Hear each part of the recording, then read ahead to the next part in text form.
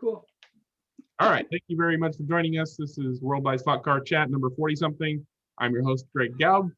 Got Garth, Steve, Luff, John, Dennis, Alan, Mike, Big Dan, and other people. Chris Walker is on the line as well. And as always, we start with show and tell. And I saw Alan holding up something cool. Take it away, Alan. This was inspired by Dennis on the last chat. This magnetic levitation wheel balancer, and I thought, that's cool. I've got to make one of those. So I went into the garage, started looking for materials, started thinking about getting some Lexan or Perspex and stuff, and figuring out how to bend it, how I'd make the uprights, and I got the clamps out to put all this together, and then kind of a eureka moment. You don't need anything to make one of these. This is a regular 3-inch G clamp. And it's got 2 button magnets, one at each end. And the axle, I don't know if you can see this, but the axle is sharpened at one end. Yep.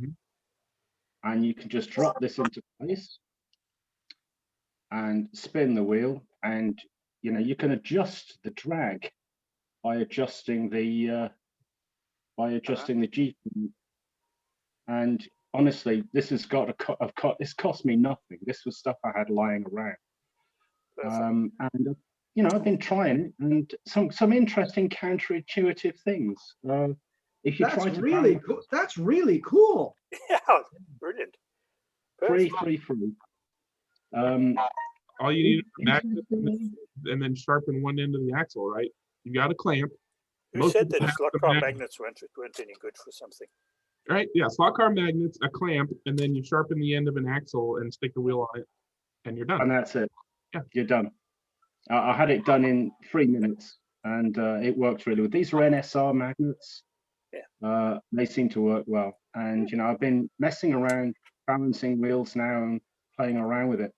The thing that surprised me, the wheels were fairly intuitive, but the crowns, slotted inline crowns with the brass boss on them, surprisingly seem to be balanced naturally so that the grub screw is up, not down. The grub screw is the lightest part, not the heaviest part. Okay, so where you've drilled out the brass, the steel that's gone in there is not as heavy as the brass that came out.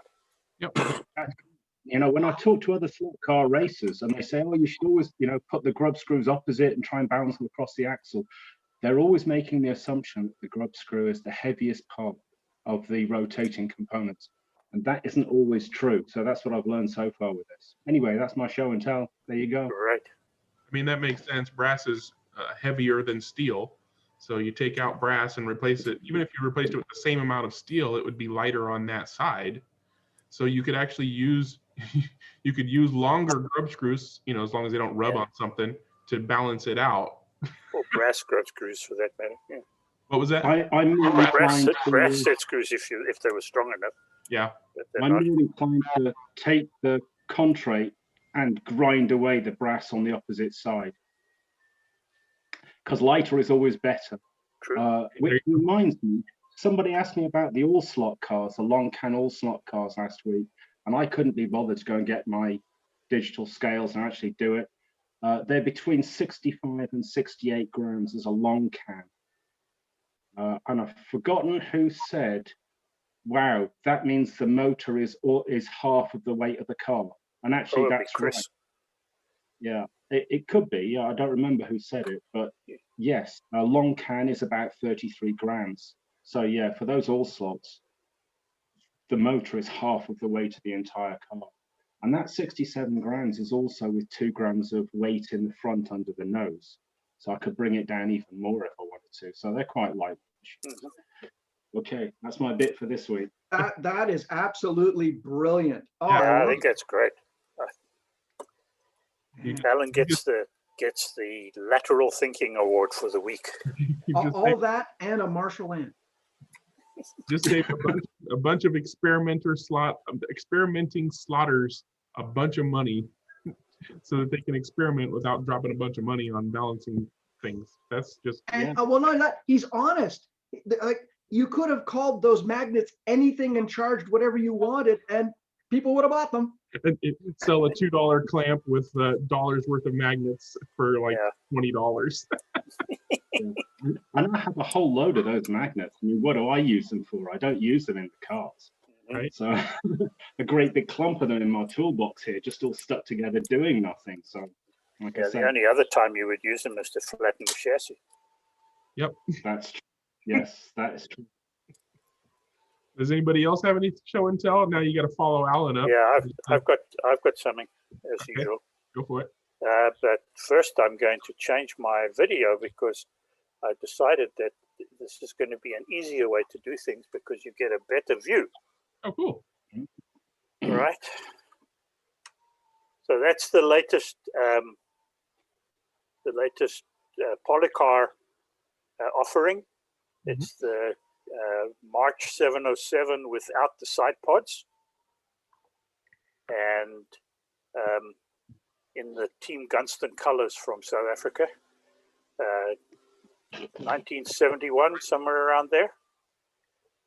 One of my boyhood heroes, a fellow by the name of John Love, who was the driver, who was the South African driving champion for 4 or 5 years in a row, drove Coopers and Brabhams and a Lotus 49, and then after that he had this March, and then after the March he had a Surtees TS7, I think, and there's an interesting story about that he always drove with an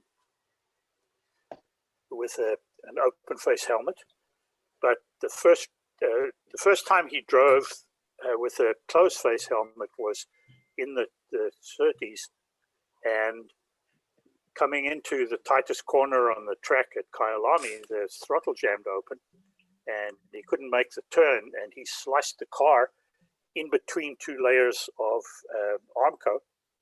The nose of the car went right between the 2 layers, and the car ended up with him trapped in the cockpit with the Armco forcing his head up against the roll bar behind his head. And it was the first day that he had ever worn a full face helmet in a race. If he had not, I think it would have probably been his last race.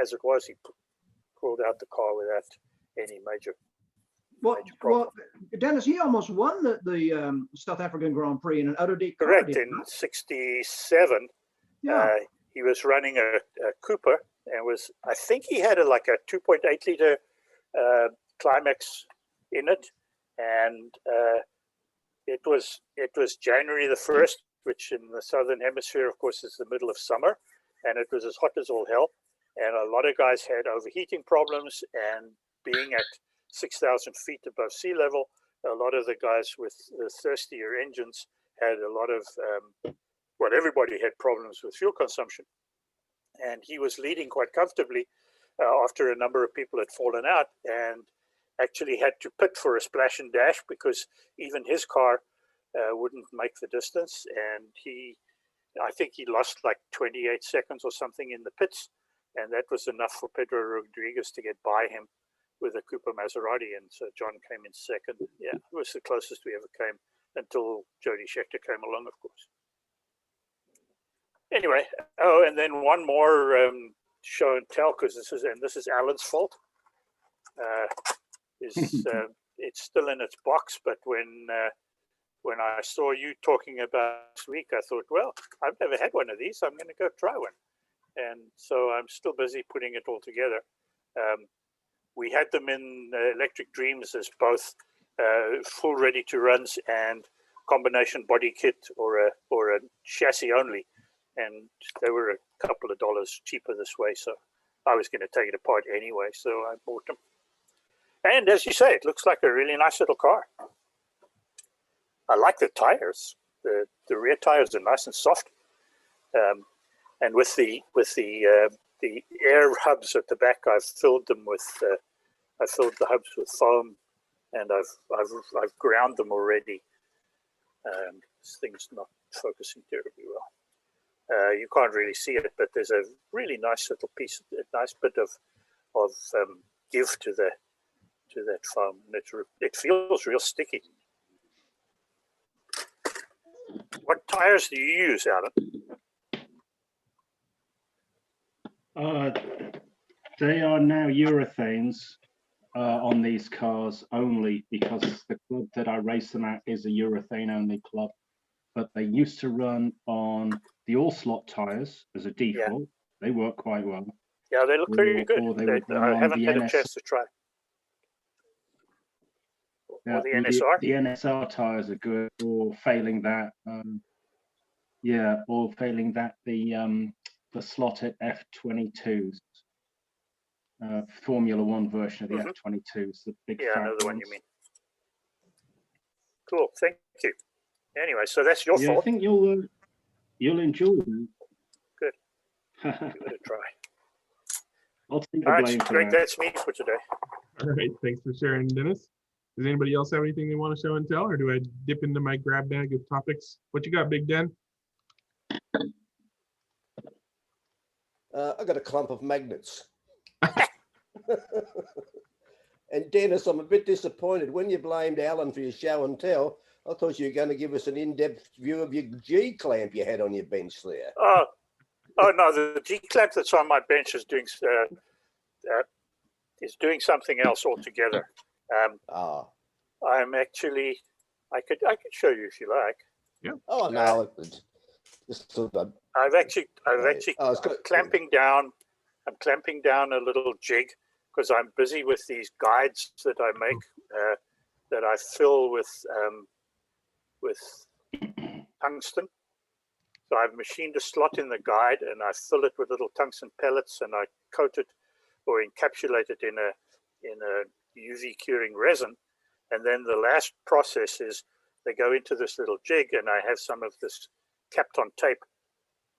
And then I cover the sides of the blade with the tape. I'm trying to watch the screen and watch. And Kapton tape is a pain in the ass. Just for anybody who's never used Kapton tape, it is a pain in the ass. But it's nice tape. It's tough as all heck. That's true. And it sticks pretty well. Yeah, to itself very well. So because these guides have this, they have this sloping edge at the front, right? The guide slopes forward. Yeah. I wrap the tape around and down, cut it off, and then I go from the other side and do the same this end. So the front of the guide has this double wrap of tape. Okay. The tape is there for two reasons. Number one, well, three reasons. The very first reason is to get rid of, to counter my competition's assertions that my guides are unfriendly to tracks because they lose their pellets and they can short and fall out and do all sorts of things like that, which they've never done, but that's what the competition have to say. So what I do is I wrap them, and now the competition can't say that they fall out and they can't say that they're short. But I also find that the guide is actually a little quicker this way because the capped on tape is very, very smooth and slippery. And there it is. Very nice. Yeah, we'd actually rehearsed that one. I was just a straight man to bring in the topic. You're his Your check's in the mail, Dan. Your check's in the mail. Big Den with the segue. Yep. All right. Anybody else got any show and tell? Seeing none, I'm going to dig into my topic list. It's fairly short. Somebody was asking if UV curing glue is good for slot car use, and in what capacity would you use a UV curing glue? Anybody? No, I've just shown you UV curing. It's a resin. It's not really a glue that I'm filling in there. But the stuff that is actual glue, there are like cyanoacrylates that are UV curing nowadays. Fantastic for repairing tears in Lexan bodies. Those kind of things for quick repairs. I've used it to install clear glass in resin bodies because it dries clear and because it doesn't dry straight away. it's nice. You can put it on, you can get everything right, and then it only cures as you put the UV on. So those are the very first two things I can think of. Sound like good. So the main benefits are you control when it cures because you Correct. put light on it, and Yeah. when it cures clear, so it's good for Correct. clear things in glass and windows. Yeah. So the other thing that it works really well for is making headlight lenses. If you have a headlight bucket on the car, you put the headlights in, and then you could start building up the rest of the headlight bucket and just cure the resin as you go. Particularly the new cars that have like long, thin, little headlamps, right? Like the GT3 cars, right? If you turn it on its side and you put it in, you can actually control how it builds up there, and you get the curvature on it, and you hit it with the UV lamp, bang, and it's done. It's fantastic. So It like works really good. a little bit Yeah. on the edges and then cure it, and then a little bit on those edges and cure it, and so on. Yeah, and so or you just fill the whole thing up, right? You don't have to. You don't cure it as a skin. You fill the whole bucket. But you gotta have the lens to do that, right? I'm misunderstanding something. All right. Well, let me go get one, and I'll show you. I mean, because you're creating a lens with the stuff, right? Yes. So So how do you- imagine that the car has a bucket. It has a depression there, Okay. right? And then there's a little disc at the back of that, which is the headlight. Okay. And now you're going to make a clear cover that goes over that, rather than just a lens. A clear cover that covers that whole headlight bucket. Oh, so like fill it up. So you fill it up. So Oh, you're using it in a similar fashion to the microscale stuff that aircraft and other modelers use, right? Yeah, except that they pull it and they use surface tension to make a very thin piece. What I'm doing is just actually filling the depression with it. Hold on, I'll get one. I think I understand, because I was thinking along the lines of what you just said with the window making glue or window glue, where you use surface tension to create a film and then hope that it doesn't pop before it cures. And then maybe do that multiple times and it looks kind of half decent when you're done. But he's saying just you're filling it, you're holding it so that the bucket is holding up your UV curing stuff, and you're just kind of putting it in there until the bucket fills up with the UV curing stuff. And then the bucket is full of the UV cured stuff, the resin. Okay, that makes more sense. I understand, but I would love some visuals. Let's see what you got. Okay, so turn me on here. Yep. So this is an Area 71 car. The front ones are done by cutting out the piece of Lexan that he has molded for them, because there's a bit of a curve on it. You can see as the light goes across that.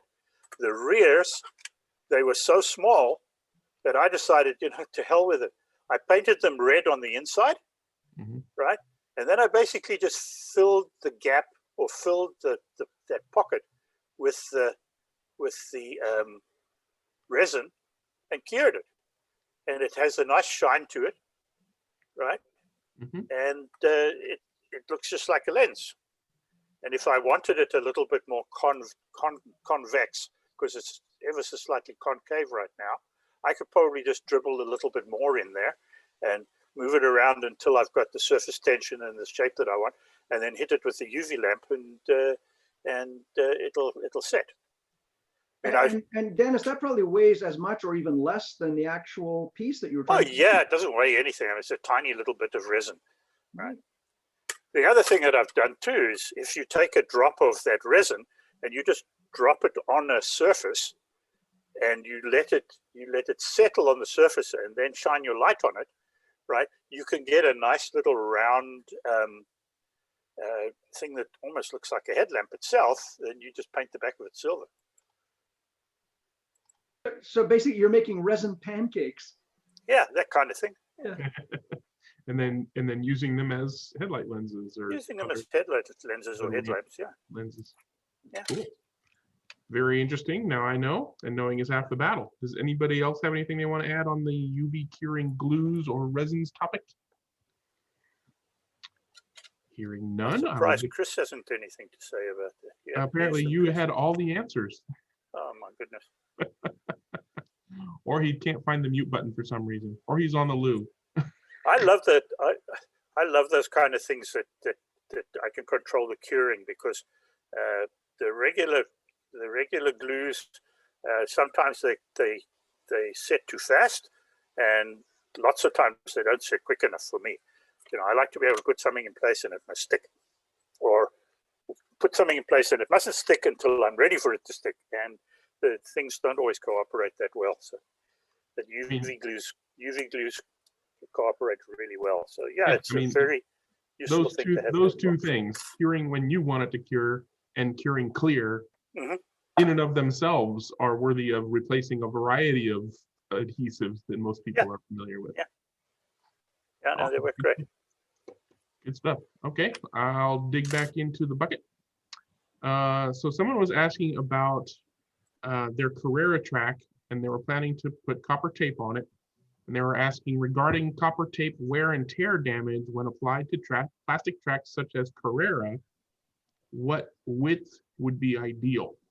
Would 1/8 of an inch be better than 3/16 or something? Has anybody taped a plastic track and found that a certain width worked better than another width? The narrower stuff goes around corners better. Yeah, so it's probably easier to work a narrower, just because it doesn't have as many little folds as the wider stuff does. But then your let's see, Carrera track specifically has slightly raised rails, very slightly raised. So if you had copper tape just sitting on the top of the rail, then it would be more likely to tear one way or the other as the car's tires slide back and forth over it. But if you had tape that was wider than the rail, then you could either make it go down on both sides or one side, so it's less likely to tear both ways or one way. So just by that, I would think that a tape at least wider than the rail would be better than a tape that's as narrow as the rail. Does that logic make sense?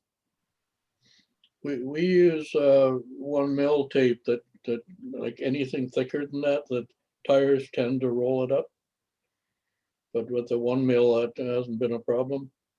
So like even like 1 1/4 mil would be too much?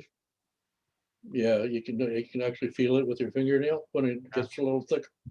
What about like 3/4 mil, or, you know? I don't know if that's available. I think 1 mil is the thinnest. I think you're right. Because I had somebody asking me what tape, you know, they were buying a kit and they were saying, what tape should I get? I'm like, well, Venture tape. Yeah. He's asking me about the thicknesses, and then I go back to some of your documentation and stuff like that. And I'm like, It's 1 mil. It's a 1 mil and has a purple core. The cardboard that it's on is purple. Yeah. So hopefully that helps that person or anybody else who's wondering the same thing. Is anybody? I'm going to dig back into my topic. We're going to get to a bigger. Yeah, I was just going to ask Luff, the Venture tape is the one that has the conductive adhesive, right? I don't know. People claim so. People claim it's conductive, but I always solder anything. Yeah, because the guys that have taped over Carrera track, you just tape it over, and the adhesive is conductive, so you don't have to rewire anything. So when I was trying to help this person, I of course went to Amazon and looked around, and of course Venture is a brand, and they sell a very wide variety of tapes with different color adhesives and different conductivity adhesives and different thicknesses and widths and everything. And they definitely market some as having conductive adhesive versus regular tape. So if you're looking for something to cover up rails on a plastic track, definitely buy the stuff that says it has conductive tape. Yeah, correct. Otherwise, it's a because the Chinese stuff is junk. And they'll say whatever they think they can get away with to get you to buy it. The other thing was, so the thickness, like Lev said, 1 mil, not thicker than 1 mil. And then the width, 1/4 inch wide. 1/4 inch or 3/16 I've seen fairly common. 1/4 inch is pretty common. Yeah. And no matter what your friends tell you, you don't have to lick the back of it to make it stick. It's not water activated adhesive. You can if you want. Asking for a friend. Not that kind of tape. The other thing that I noticed when I was looking around was all the colors, because it's primarily sold as, for stained glass and other crafts. And so the color of the adhesive is important to a lot of those crafters, because you can see the adhesive, in whatever craft you're using it on. And so ignore the color. For slot car use, the color doesn't matter. So it doesn't, if you find some with a funky color that's cheaper and everything else is correct, you're going to use it on a wood track, so you don't need conductive adhesive. It's got, it's 1 mil, it's 1/4 inch wide, but they're having a sale on the purple. Go ahead and get the purple, because you're never going to see it. It doesn't matter. You're not going to see purple. You're still going to see copper. So, and if it's Venture brand, then it's good quality. So don't worry about the color. Yeah, just the burnishing is important. Absolutely. And from my understanding, your recommendation for burnishing is the old Bic lighter trick. Yeah, just something round and hard. Something smooth and round and hard. Just run it back and forth over that. I've seen people use the braid burnishing tools for copper tape, but you don't need to go that. Oh, the roller, you mean? Yeah, the rollers. Yeah, I don't think a roller gives it enough pressure. Yeah. I think you've got to be careful with those rollers too. I'm not sure on a plastic track, for example, whether the ridge on the roller will fit down into the slot necessary. Oh, for sure. I would not recommend a roller for a plastic track. Because you might bend, if you push too hard, you might bend the track. But the other thing is too, some of those rollers, that little ridge that locates in the slot is really quite deep, and they don't go around tight turns very well at all. Right. And on an MDF track, you can actually break the MDF if you're not careful. So you've got to be a little careful with that. A burnishing tool is a much better idea. Rub it directly. Don't go into the slot. A Bic lighter works. Yeah, that was what Ruff was saying. Yeah, I was able to combine a couple of hobbies. I'm an audio guy, but I needed a place to put 100 feet of braid. Oh, nice. Did it come oiled? Did you have to clean it off and everything? No. Okay, that's good. Graham, I have to ask, do you still have the tape? Oh, that came off here? Yeah. Oh no, that tape's garbage. 4, 5, 6. Yeah. Yeah. No, it's garbage, but I did have 100 feet of braid left over, and I bought a couple of these cars off somebody off Marketplace. Old champion race cars, right? Yeah. And then they gave me 100 feet of tape and gave me the rotor bit to cut the recess, and all for $30. Here's what I got, John.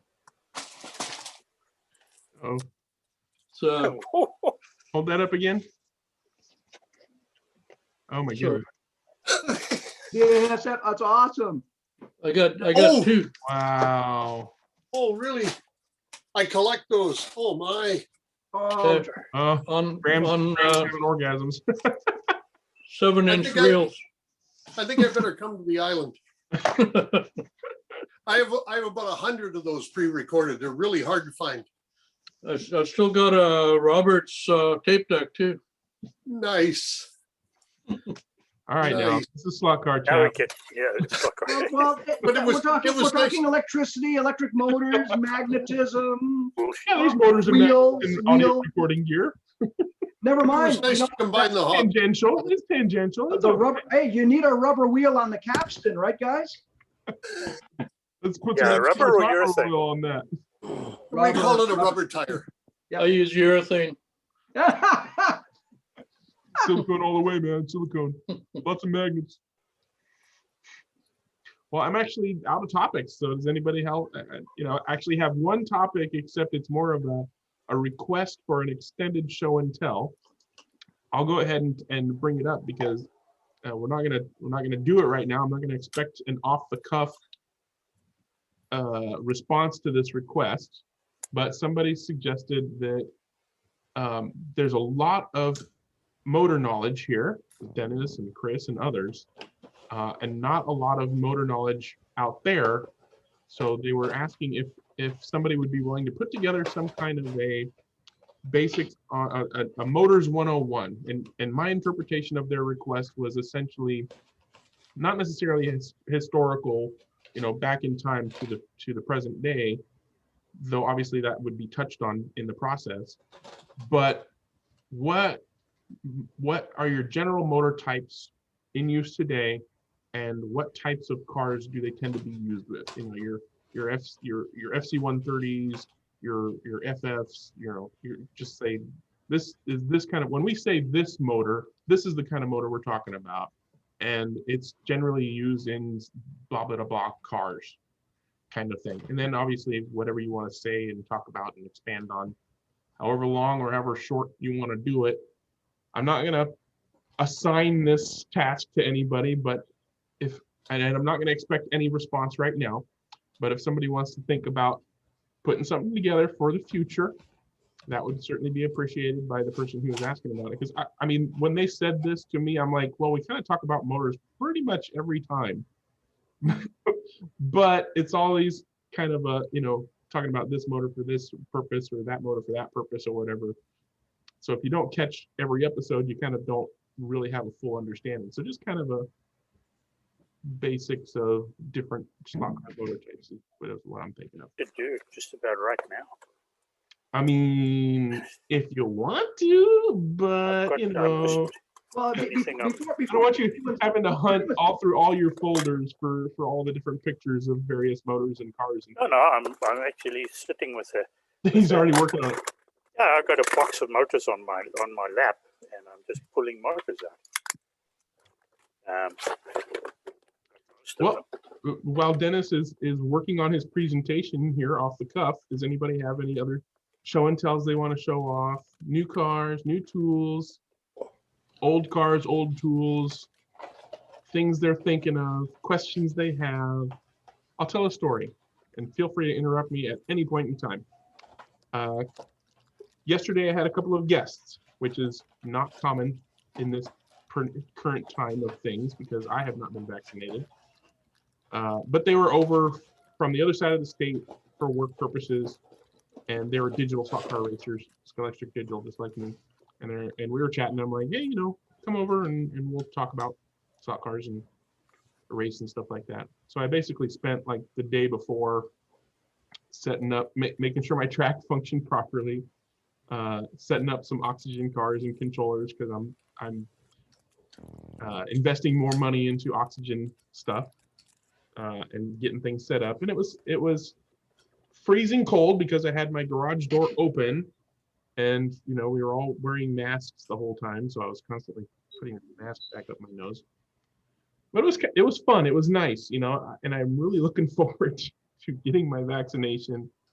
Hopefully the rest of the guys in my clubs get vaccinated, so I don't feel bad if any of them get sick because I'm contagious while vaccinated. But I'm definitely looking forward to getting back safe racing so that I can have, it was only an hour and a half that they were there just running laps with my cars. He's a magnet racer and all the cars were non-magnet, so they were kind of getting a crash course in non-magnet digital racing. They actually did pretty good just tooling around on my track. Talked about tire treatments, talked about controllers and cars and brands, and showed them my collection. And it was really nice. It was like old times, except it was freezing cold and I had a mask on. Yeah. You're not going to get rid of the mask, even though no, I think that's vaccinated, right. If only because the next pandemic is around the corner, But yeah. Yeah, Well, some things have changed and they're never going to go back to the way they were. I suspect that shake hands is now going to be kind of turfed back into the history fold. I just don't see business people shaking hands anymore. Oh, the Japanese. Maybe bowing and curtsying will make a comeback. you're right there. It's just going to be different. Everyone's going to be much more cautious. Yeah. We hope, right? It's talking about America, you know, a very large portion of it is likely to just, I mean, they're already ignoring it. So, you know, sorry for that. Let's get Well, topic. whether we You like ready, it or Dennis? not, Britain's Yes, to you. content society, and that means I actually, on the subject of motors, you know, the motors that they use for the 1/43rd scale cars like Carrera, the 030 motors, they seem to put out quite a lot of oomph. So I always never understood, and they must be cheaper to make than say an S-can, why 1/32nd scale manufacturers haven't used them. Probably don't. I guess they don't have a lot of torque. Right. I mean, the Carrera Go cars are stuck like freaking things that are stuck hard. I mean, they've got to have some torque to push. I mean, the cars are small, but they're really stuck down. They don't. There's torque. Yeah, because they're made primarily for young ones. Yeah. And you're right. The magnets are really strong. Yeah. Super strong. There may be something to do with economics when you get down to that size. I don't know. The slightly bigger ones may be cheaper to build, to make in great quantities. Well, and to your point, it might be a question just simply of tooling. They're tooled up for it, so they keep using them. Yeah, and they buy them. They buy them by the millions, and they're gone, and then buy another million. Also pretty hard to fit a 130 size motor in a 43rd scale car. The other thing, you have to take into account is the gear ratios that 43rd scale cars are using, the outright weight of a 43rd scale, and the size of the driven wheels and tires on a 43rd scale car. They're tiny little things. So that all makes a difference to the dynamics of the motor. Yeah, and the reason I was asking was like that Porsche I built, that's what I used was like a Go 030 motor. And it's actually, you know, it's equal to like an Inco, is it the NC1 that had, that's the one that everyone wants? Yeah, it was great. There, you know, I mean, everything's relative. For if you like, there's a lot of good motors within different categories. So, you know, the NC1 is like a 14,000 RPM motor. In that sort of range, there's a bunch of stuff that's good. If you're racing on 15-foot straightaways with more wide open corners and you're using, you know, treated rubber tires, you know, 030 motors and 14,000 RPM NC1s get boring in a big area. So you sort of have to, you know, for your track, John, which is largely no straight at all. It's just you know, it's left and right corners here and there. They're perfectly fine, perfectly fine. Cool. Okay, no, I just thought I'd ask. Thank you. Yeah, NC1s are a blast on this tight technical track. You ready to do a show and tell there, Dennis? Yeah, if you want to. Yeah, go ahead. All right, so here we start. And again, I apologize. I really thought that I could get a better No worries. focus on this, because I don't think this camera has it's an autofocus, and it's generally used a little further away. So, actually, Dennis, if you have it by your block, you'll be in focus. Yeah, the block is pretty well focused. Yeah. There you go. how's that? No, that's not too bad. Okay. So this is what a lot of people, for some reason or other, call an S-can, or according to the general nomenclature for naming small electric motors, this is an FC 130. It seems like over the years, pretty much everybody has adopted the nomenclature that Mabuchi Corporation in Japan used for their motors, and all the sizes are defined that way. And this is an FC 130, the C being for the type of end bell that it has. You will find that there are other motors in the same size shape, which would be like that one, which is an FK 130, right? It's the same height, it's the same diameter, it's the same length between its bushings. It has pretty much the same mounting process. The big difference is the end bell and the fact that it uses a metal end cap, and the brushes and everything are all inside. These are the ones that most modern slot cars started using when, from the days of we all started back into it with Fly and Ninco and so on. It was the most ubiquitous motor at the time. Generally used for rearview mirrors on cars. That's on full-size auto cars. That's where they started. It's a rearview mirror motor. That's right. You'll find them inside toothbrushes and things too of the earlier types, but generally the good ones that we could use for slot car racing, which meant 12 volts, lots of RPM, decent brushes, as close to decent brushes as you're ever going to get without actually having external brushes and springs.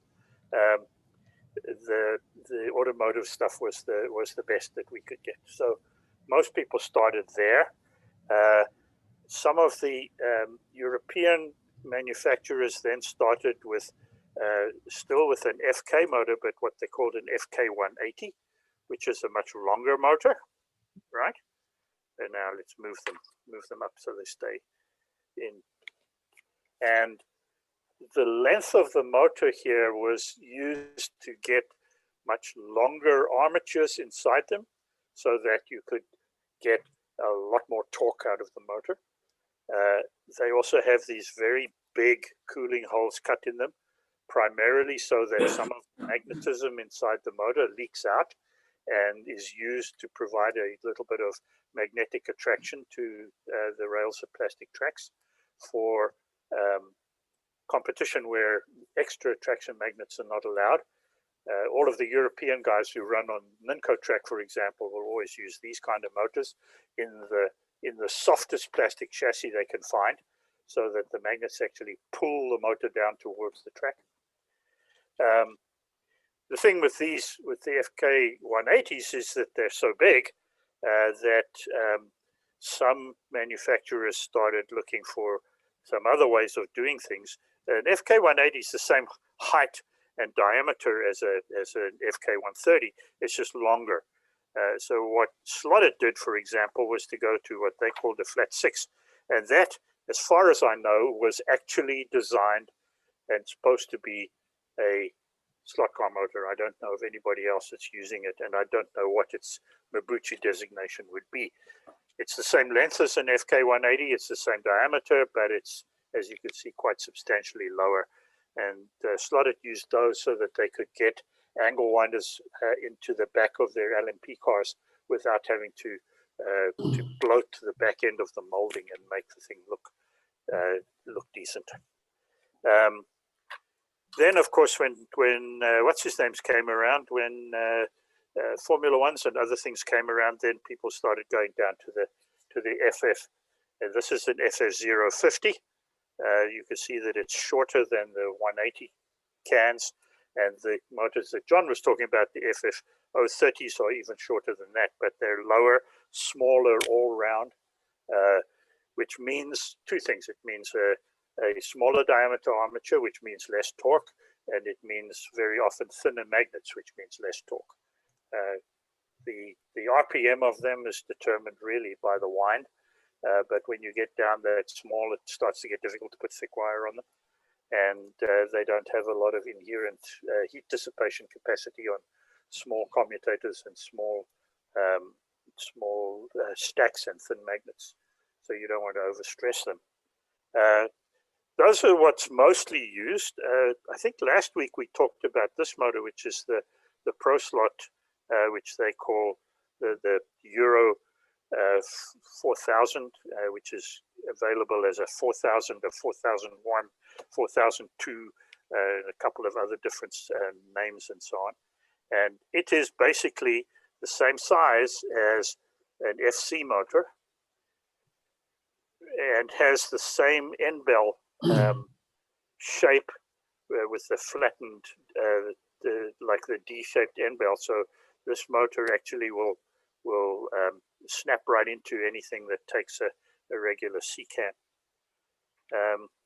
Those are the basic sizes. I guess the only other size that you'll still see probably is the Scx motor, the RX 41, 42, 41B, etc., which is about the size of an FK 180, a little bit, maybe a little bit longer even between the mounting surfaces, but a little bit lower, and exactly the same size as the old, or almost identical to the old Mabuchi FT13s and the Johnson 111s, which came out of Hong Kong, and you'll find in a lot of late 60s or mid 70s scale electric cars from Europe, the ones where the motors used to just snap into the bottom of the moldings on the car. We used those Johnson 111 cans a lot when we found out about what are called Polymer Cobalt magnets, which were these, it was a soft polymer that had samarium cobalt impregnation in it, and it made actually for a magnet that was way stronger than the regular thin little magnets inside these back in the early 80s. And so we actually used those cans with cut down end bells from 124 scale cars as our competition motors for quite a long time. How's that for Motors 101? That was fantastic for what I kind of assume is mostly 1/32 scale. Sure, motor. yeah. I mean, all of those would have been used in 1/32 scale. The only, there's one that's a Ninco NC11, which comes out of something or other, and it's actually an FK, but it's an FK 50 because it's an FK 130 because it's the same length as the FC 130. And there's another FK 130. So those are all the same length motors. Now, you don't see those very often from the manufacturers because they tend to use the SC version rather than the FK version. Is that a Falcon sticker on there, Dennis? Say again? On that SC 130 on the end, the yellow sticker, is that Falcon motor? Yeah, that's an old Falcon. That's a Falcon 1 or a Falcon 2. No, that's a Falcon 2. Yes. That I just hold out of my box. Those are the ones that turned in the wrong direction. But we still, they were made originally for 124 scale racing, but they turned out to be really not quite fast enough, and for some reason or other, they turned in the wrong direction to be put into angle winder cars that were on the market at the time. But I've built those into 1/32 scale scratch built cars quite often and put the gear on the right hand side of the car instead of the left, and they run great. Can you just change the polarity? No, they have a little bit of timing on them, Greg, so they run faster in one direction than the other. They probably have about 5 degrees of timing on the commutator. So they are definitely, they definitely prefer a particular direction. That said, most of the others here are effectively nominally zero timing, so they nominally will run the same in both directions. You'll find, if you test them, that some prefer one direction to another. I think that's what that arrow. Like the NSRs and others, you can run both directions. Yeah, that arrow on the sticker denotes the timing one, right? Yeah, the little arrow on that denotes the timing and the preferred direction of rotation. Right. Yeah. So, and then even if you had it as an inline, Dennis, I guess you just put the crown gear on the other side, right? Right. Yeah, we do that still on our retro cars, because in retro racing, there's still one motor of the FK 130 style, which some of us still have tiny stocks of, that was distributed by Philippe de Lespinay's True Scale Racing Federation, TSRF. And those motors run in the same direction as this Falcon. And so when those are in an inline car, then the gear is on the left-hand side of the car instead of on the right-hand side of the car. On the left-hand side of the pinion rather than the right-hand side. So here's a question for you guys. One of the things that is always a fun little gamble in the digitizing of a slot car is which pole to connect which wire to. And so when you're chipping a car, you pretty much always don't put the body on until you put it on the track, because with a digital car, it only outputs one polarity from the chip to the motor. I assume that you guys know which way a motor will turn based on which, positive, negative is connected to which of those connectors.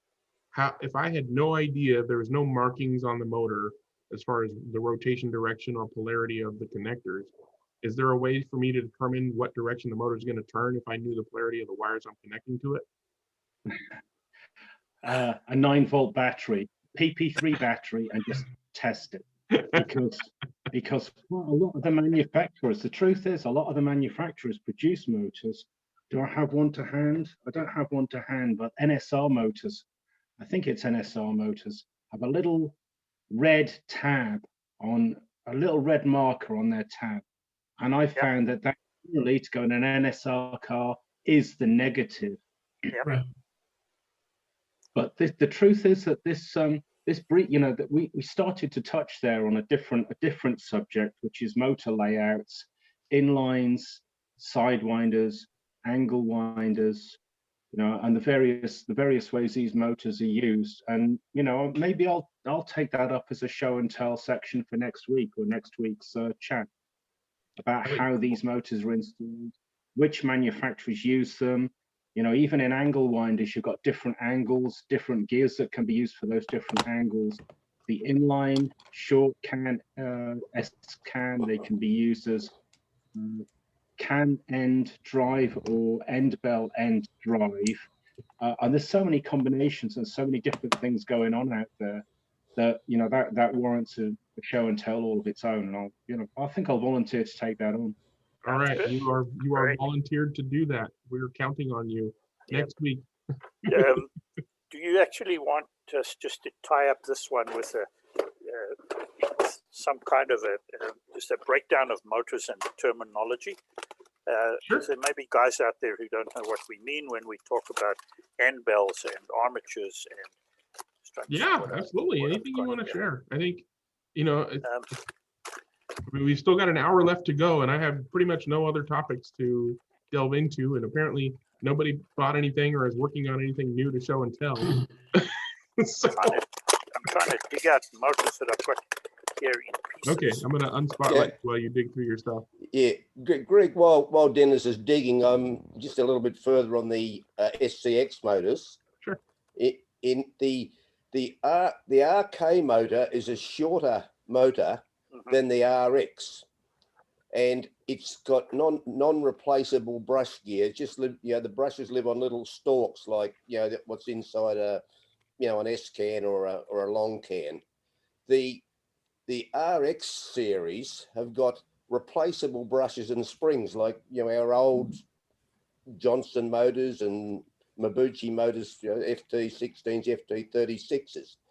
The layout of the FX, it is actually end to end. It is a longer motor.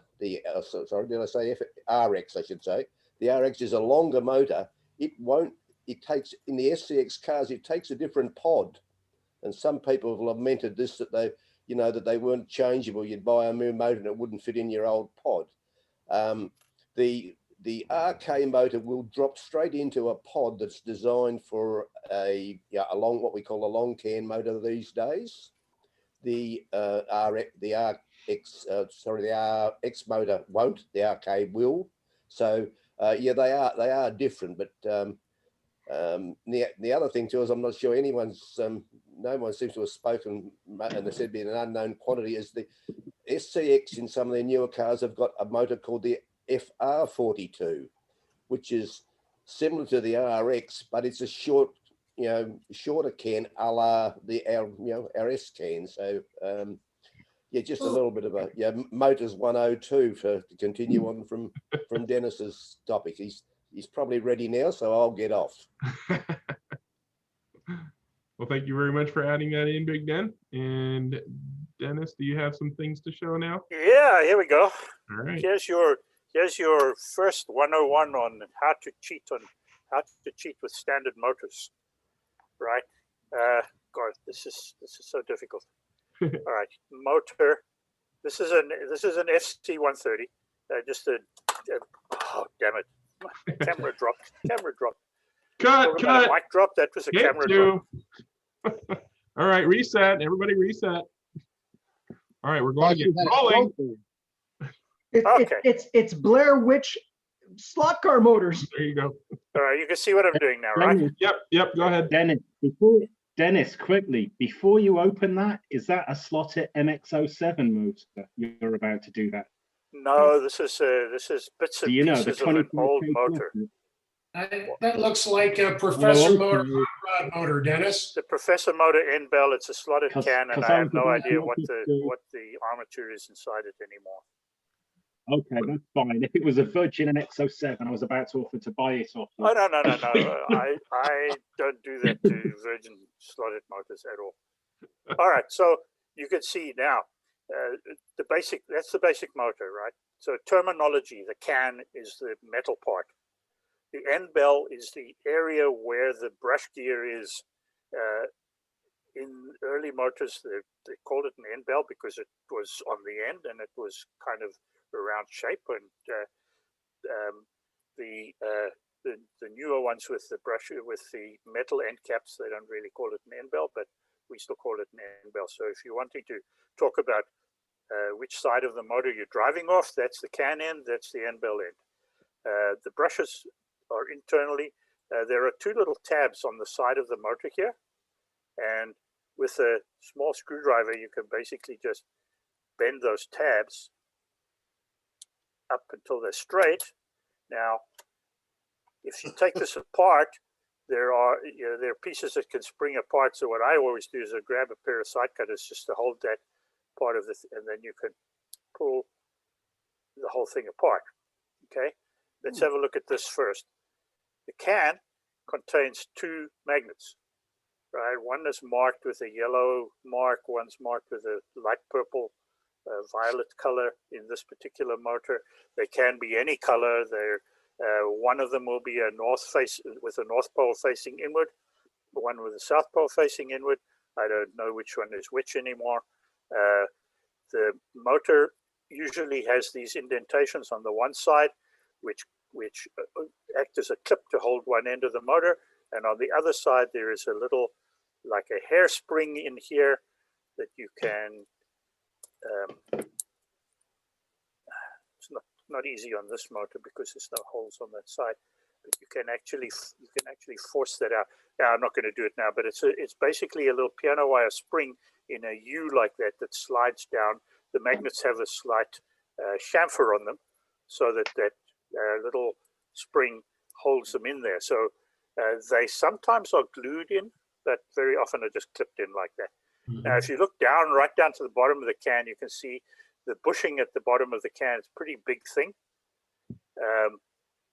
and it's what they call an oilite bushing. It's sintered from powder, little globules of powdered metal that are pressed together at high temperature. And so it has little air gaps in it, and then those air gaps are filled with oil.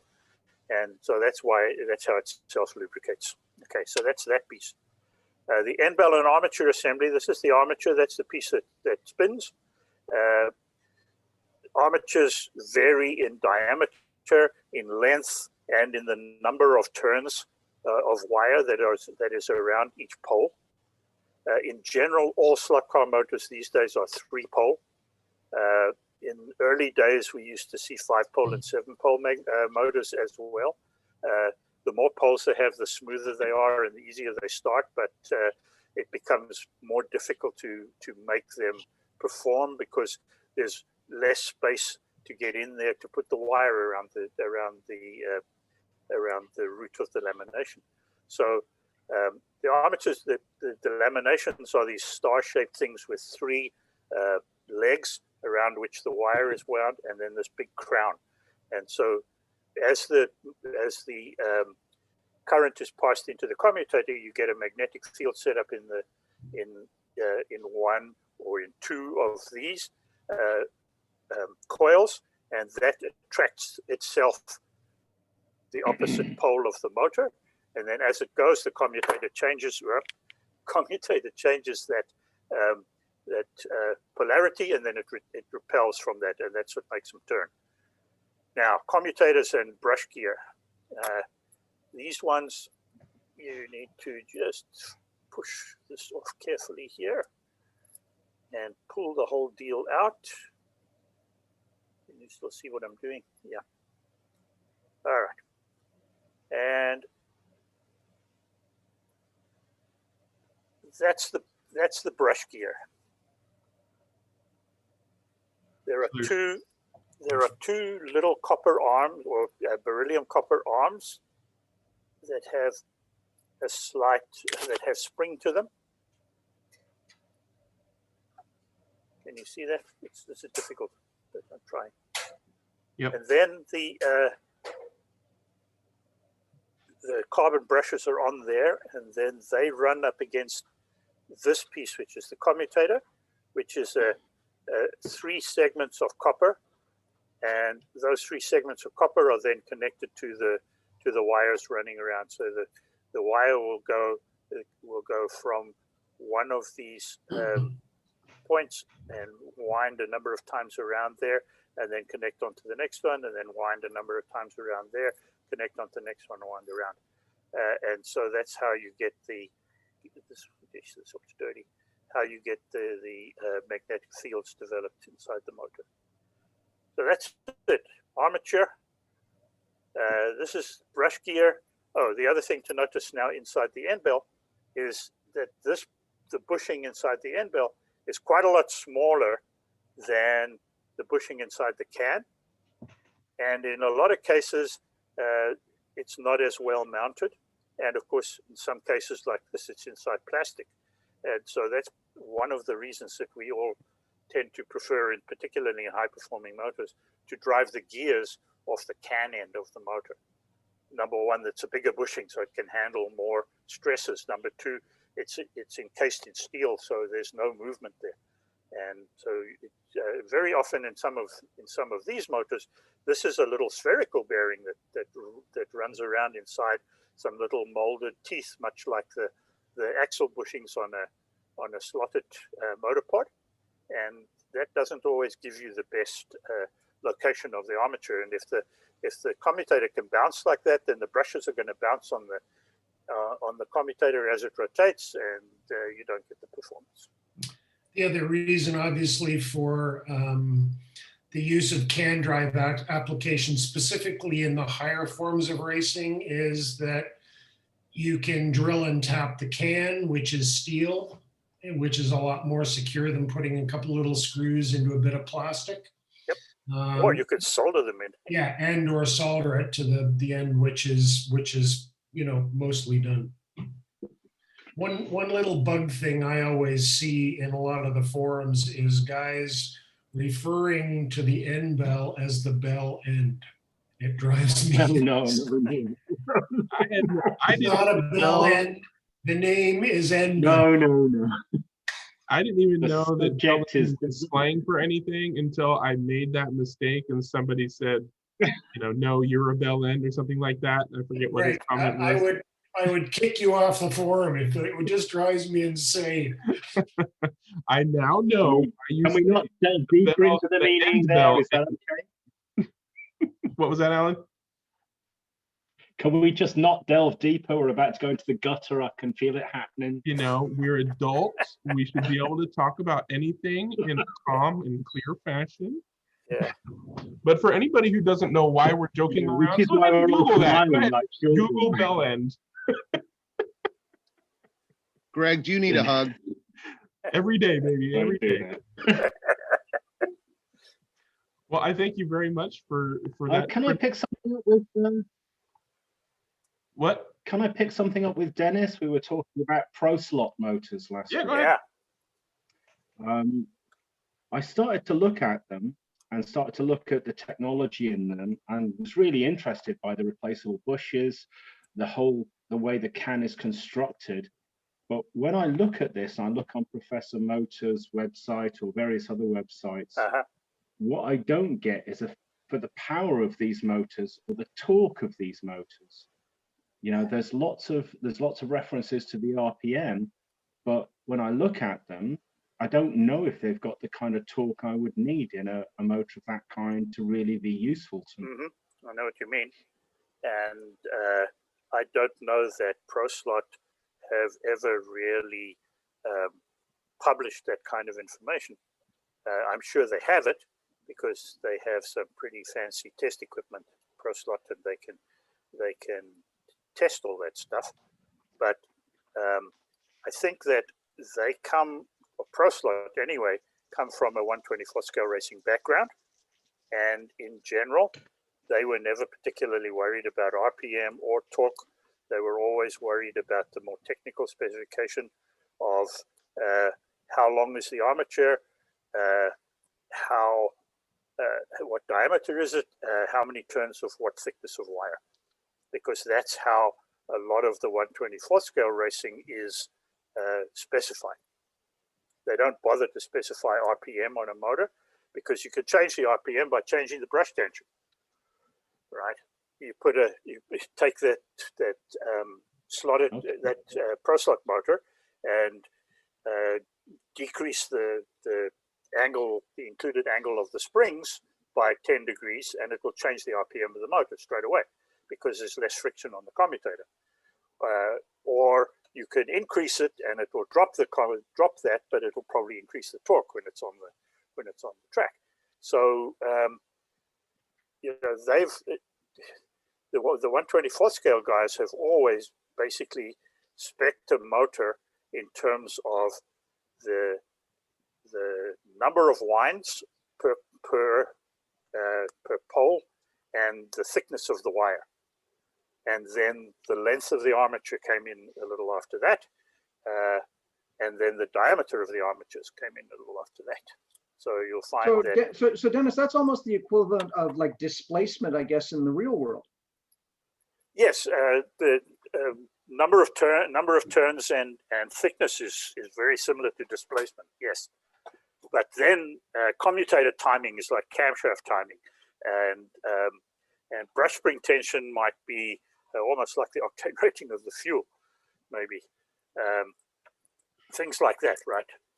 And the air gap between the magnets and the armature also critical. And you play with that sometimes. I mean, we have certain motors where they have the kind of torque that we want, or they have the RPM that we want. They have just such massive brakes because the magnets in the motor are so good that we will start either honing out the magnet gap so that there's a bigger air gap, or using a smaller diameter armature. But so how many teams in Formula E are right now doing that for the next season? Who knows? But I think that those motors may well be very different to what we're running here. I don't know that are they running DC motors in Formula E? That's a good question. I just assumed that they were. I just assumed that they were. They're going to be direct current brushless motors. You have to remember that they'll be brushless. Yeah. Brushless. Yeah. You have to remember that the motors we're using are Victorian technology. This stuff predates transistors, and in fact, if the Victorians had transistors and understood that, then the whole commutator brush motor, DC motor, may never have existed. Yeah. But I do think that we're using this stuff because it's cheap and cheerful, and it works, and we understand it. But if you go a scale up to 12th scale, BRCA type radio control cars, they dumped the DC commutator motor maybe 15 years ago, and it's all an onboard chip now, which runs a brushless motor. And to be honest, I'm sort of wondering why Maurizio Ferrari has not decided to go for a brushless motor, because that would solve all the interference problems on oxygen. And because you've got a chip in the car, you've got everything you need to run a brushless motor. Whereas for old school analog, I understand why we use these old motors, this old style motors, but I don't really understand why we still do for digital. Good point. Probably just just because of the industry and the way it is. I mean, on various forums, there have been some interesting experiments with brushless motors in slot cars, and they're just crazy fast and powerful. More than you need especially for the digital racing. Maybe that's why he just hasn't seen that it's necessary. Is it also an issue of cost? I mean, how much more expensive are brushless versus brushed motors? There's a bunch of issues. Number one, one of the guys who was instrumental in developing the brushless motor is a guy named Stuart Cofford, who for years and years and years ran a slot car motor company. And got so good at it. If you ever want to Google up Cofford Engineering, look at Stewie's stuff. The brushless motor advantage for RC racing when they use batteries is that brushless motors are more efficient than the normal motors that we use. So you can go longer on a battery pack in an RC situation. They were great, and Stu helped develop the brushless motors for NASA, because when they're sending space shuttles, they need little motors to do whatever they need to do, and they've only got a fixed amount of battery supply. So they're good from that perspective. From a slot car perspective, we plug a transformer into the wall. We have no issues with power. It's not going dead. We got all the power we need, all the amperage we need, and all the little motors that you buy for 20 bucks from NSR and Slotted cost pennies to make the way they are right now. They all work and will continue to work that way because the auto industry uses them in a 12-volt application to move your seat back and forward and spin your rear view mirrors around. So the amount of motors that NSR hives off of Mabuchi that were otherwise going to Lexus or Ford or GM or what, it doesn't even exist. So they get them for pennies. The other issue with the brushless motors is you do need controllers and a lot of onboard information. There's other stuff you need in the slot car to get them to go. There's also some little complexities, Alan, on startup. They need constant power, and there's a few little issues. In terms of speed, which is what Greg said, yeah, they go fast, but I tell you, if you want to go, just buy an open Group 7 motor. It'll go as fast as any bloody brushless motor. So that's not the issue. As soon as I said that, I'm like, oh shit, I just said the wrong thing. The basic issue, the basic is the motors we use are so bloody cheap and so easy to make. And you have if all slot car tracks were battery operated, if there was some ruling that said you can't plug transformers in anymore, there would be some sort of rationale to go to a brushless motor to increase the runtime on a set of batteries. But how many times have you plugged your slot car track in and you go to sleep and wake up the next morning and it's still plugged in? And so that's basically the answer on the brushless motors. That and they don't have bell ends. That's the answer for analog racing. Sorry? That's the answer for analog racing, but for digital racing, especially oxygen. No, absolutely. If you're in these 24-hour events, where you've got this onboard chip, it's digital and it's radio control to the cars. It's not going through the track. Even a ferrite man on board isn't really suppressing the sparking and the problems it can cause for the chip. But I accept that this is a cost issue, but if I was designing a digital system from scratch, I would certainly think that those brushless motors would be much, much better as a solution. And it used to be, and I think Chris touched on this with the ESC, the control mechanism for brushless motors.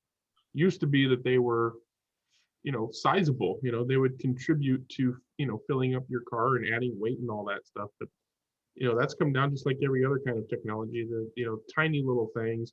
Some of the stuff that we've seen on Slot Forum and elsewhere, guys making fully functional digital chips that are this big, smaller than your pinky fingernail, small enough to fit into an HO slot car with room to spare. It's not a size or a weight issue anymore. It's gonna be a cost issue. That's got to be more expensive. But I think you're probably just looking. It's just a matter of number of years. Like, how many years is it going to be before there's an oxygen brushless system? Where the ESC is built into the chip and the motors are brushless, and there's no such thing as arcing and ferrite in anymore. Well, the market's going to dictate that based on, as a sort of business point of view, you look and say, okay, how big is the market going to be in 3 years?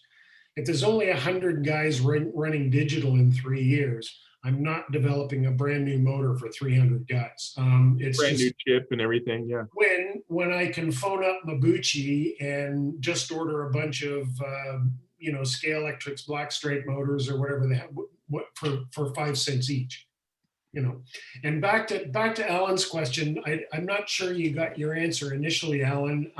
Those Pro Slot motors will have plenty of torque for you. And as Dennis said, I think the way I've got to go with thinking about that is to take the. Sorry? I think he's thinking. I think the way I'm going to have to look at that is to look at the spec of the motor, the AWG of the motor wire, the stack length, the diameter of the stack, and then do comparisons with motors where I do know the torque and RPM, and say, to myself, is this going to be comparable or not? And if it is, that would be a first test motor. Well, that'll get you halfway there, but I think one of the things, unfortunately, Dennis sort of touched on was magnet strength. So there's another thing too. There's another way to do this. Make a torque meter. Send John Miller an email at ProSlot and ask him. He's a nice guy, and he may well give you the information. At 12 volts with standard spring tension, what is the? Yeah.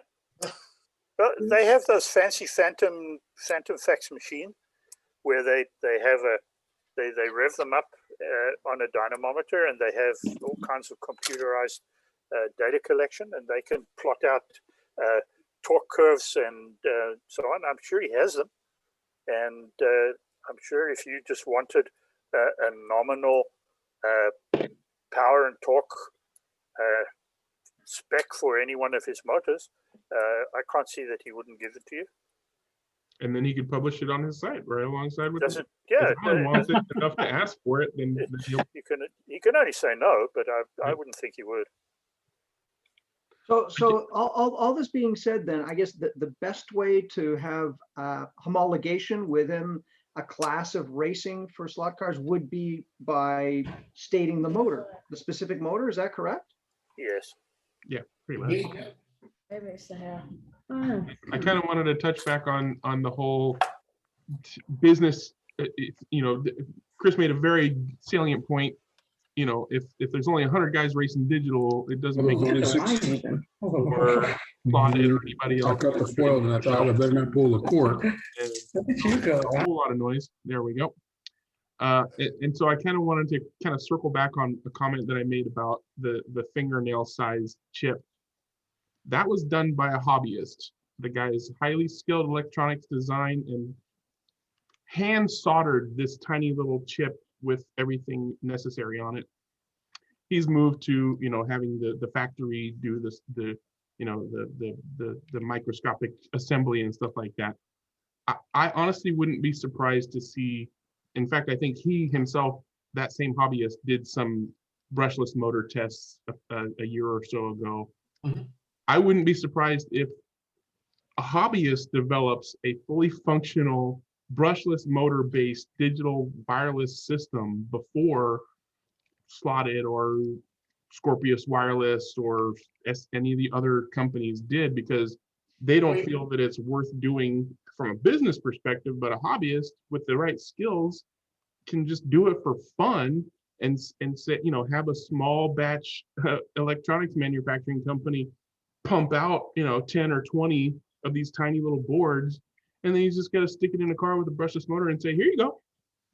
I think that's going to happen before, just because.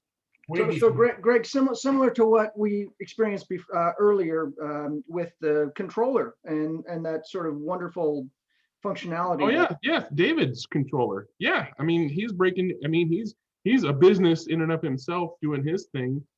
He could, you know, a small enough business that is agile enough not to have to worry about, you know, investing, you know, a certain amount of money and getting a certain amount of return on that investment is more likely to push. And like I said, this guy that's been doing these tiny little chips is inspiring businesses to do that same kind of thing and improve their technology, because they're like, normally it was like, well, we don't need to do that, but then a hobbyist does it and it's like, okay, well, I guess we might as well do that too.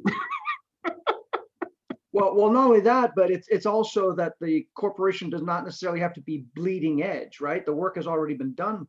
Yeah, yeah. And they get, you know, just say, hey, wanna come, you know, work for us, or maybe, you know, we'll give you a little bit of money or something for what you've already done, and the work's done. Just got to roll it into something.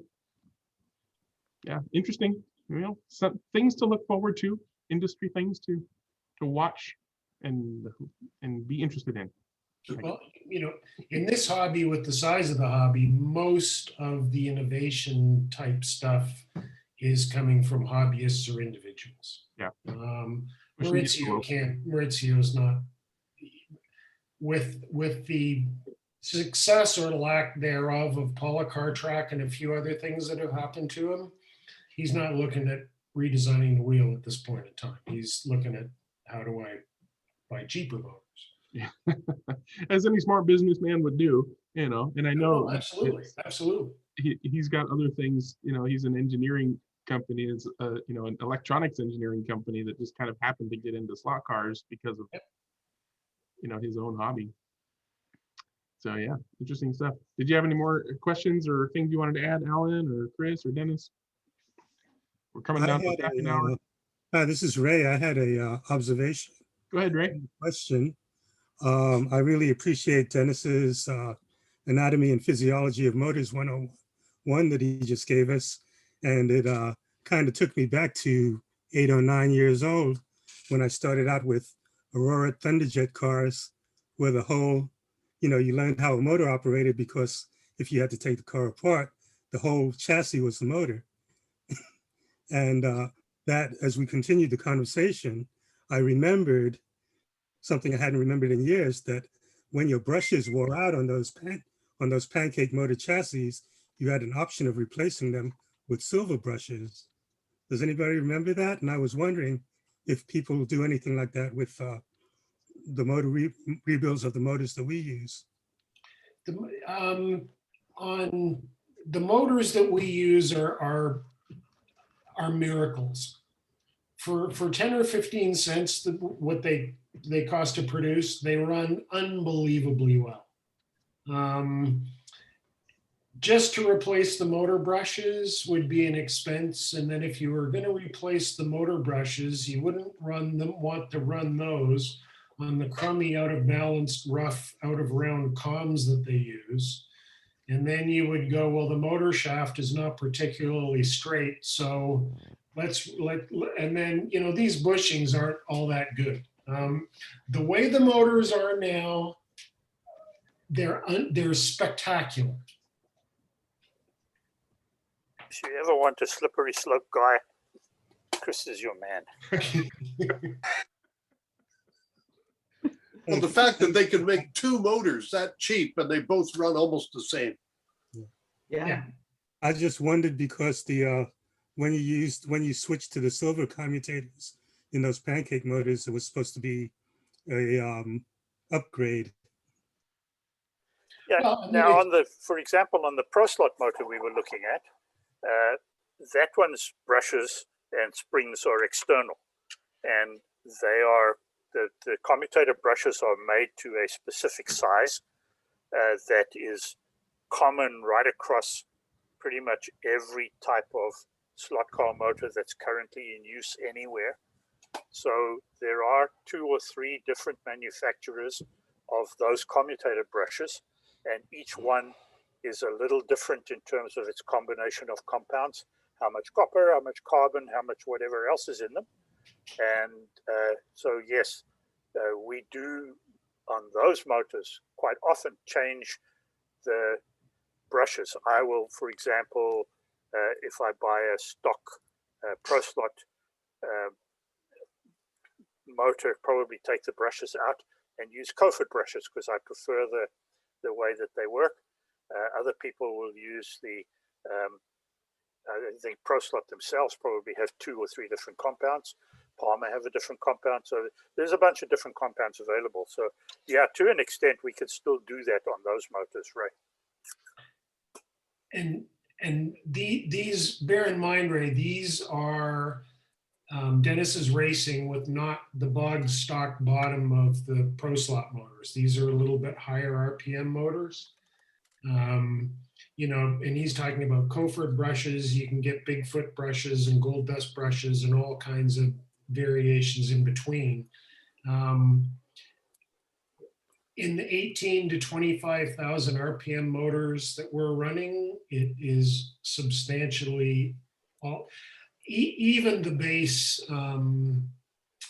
Pro Slot motor, which is their 27,000 K motor.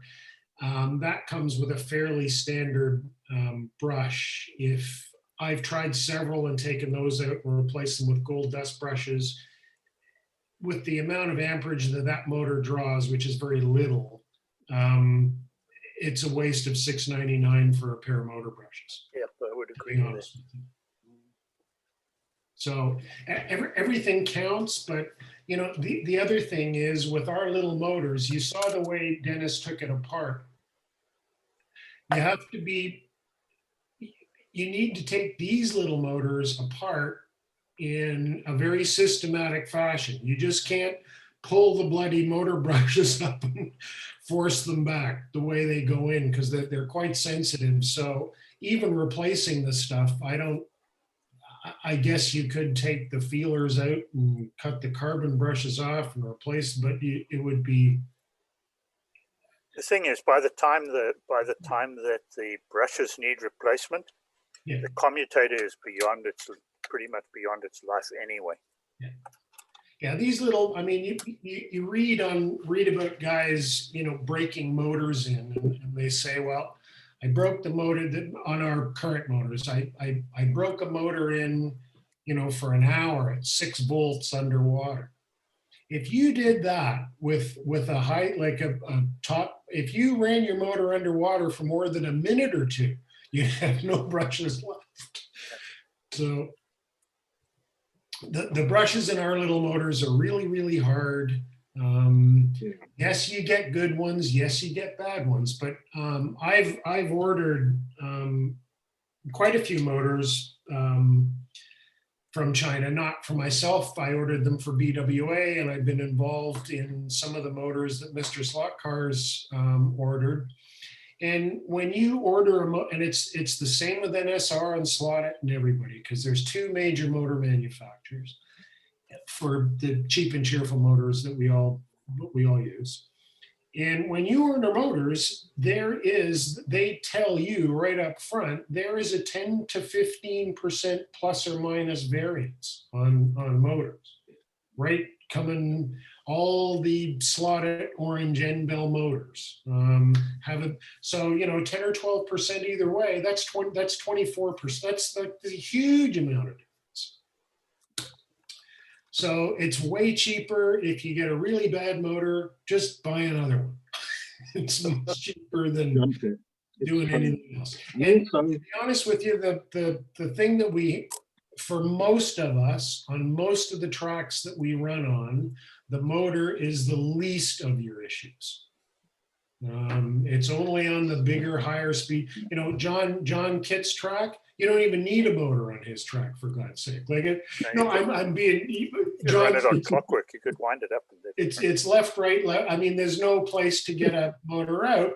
Yet where Alan runs on, you know, some of the longer straights, a motor is appreciably more, you know, important in the whole thing. And I can attest for Chris, our cars run on hubris.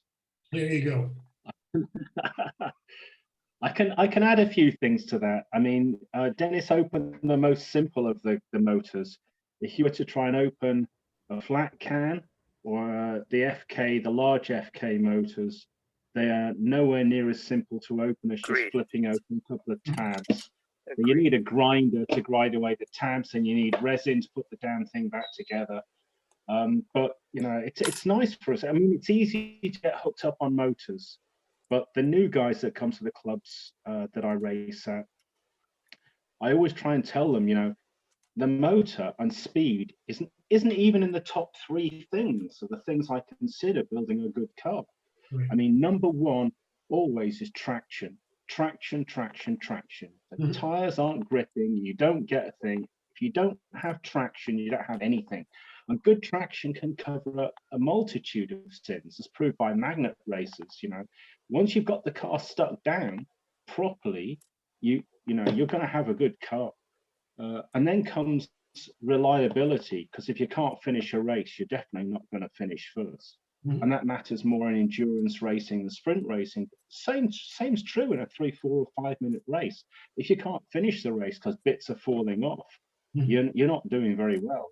And then comes drivability. You know, you need a car that will go around the track predictably, that will feed back the information to you instead of just suddenly going crazy and doing pirouettes and, you know, behaving badly. You need a car that you can visually key into. You can see how close to the limit you are. And down the list is power. Unless you have those top 3 sorted, properly sorted, adding more horsepower to a car is a complete waste of time. And I've seen so many people do that. They put more power under the car, the wheels spin, the cars behave badly, and no amount of trickery and electronics from the controller can fix that. So, you know, I'm always interested in motors, and I'm always joking about, you know, people having a love affair with slow.